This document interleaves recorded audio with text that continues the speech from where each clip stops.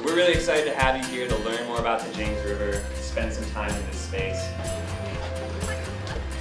One station will be inside. We'll be learning about creatures that call the river home. But he's not a macroinvertebrate, he has a spine. He's a little baby.